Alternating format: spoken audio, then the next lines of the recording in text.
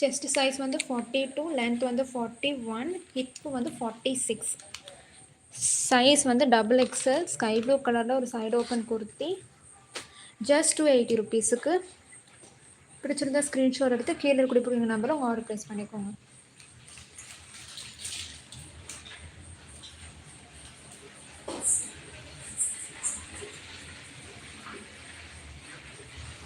சேனலை சப்ஸ்கிரைப் பண்ணி லைக் பண்ணிக்கோங்க.